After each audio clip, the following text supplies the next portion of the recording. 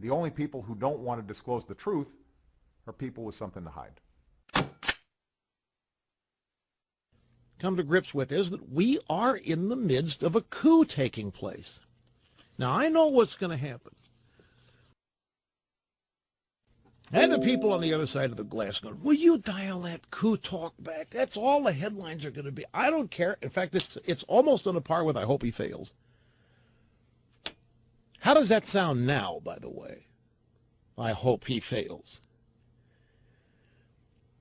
I'm constantly looking for ways here to persuade people of what I passionately believe. And I'm not in it to lie to anybody. There's nothing to be gained by lying to you about what I really think. There's nothing to be gained here by lying about facts. There's nothing to be gained here by gaining ground under false pretense.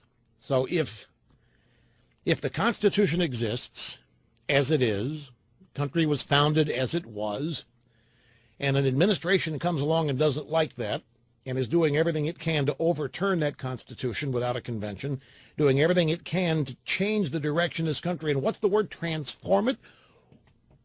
What's wrong with calling this a coup?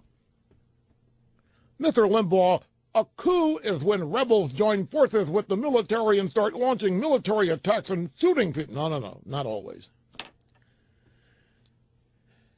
And that's my point. You ever heard about, remember when I was a kid, my dad kept saying, son, if things don't change, the Soviets are going to take over this country without firing a shot. What he was talking about was a coup. Anyway, folks, there's a lot here to be concerned about. And you know as well as I do. I guess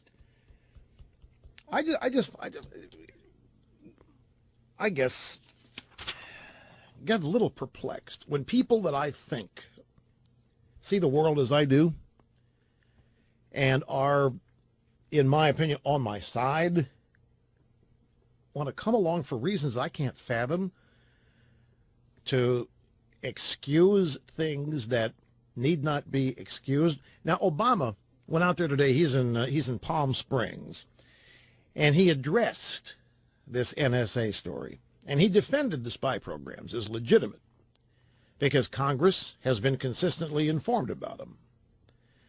He got mad. He didn't get mad, but he sort of complained about all the hype over the phone data gathering because it's approved by the FISA court. It's approved by the Congress. And he said, nobody's listening to your phone calls. They're looking at megadata, but he meant metadata, and tracking terrorists. Nobody is listening to content. He said, modest encroachments on privacy are worth doing. We're going to have to make some choices as a society. You can't have 100% security and have 100% privacy. This is what he said today out in Palm Springs. This is the guy, don't forget, who got elected convincing people that this kind of stuff was never going to happen anymore.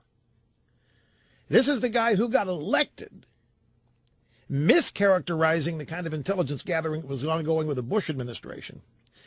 This is the guy who got elected president by telling us that what is happening now was never going to happen when he was president.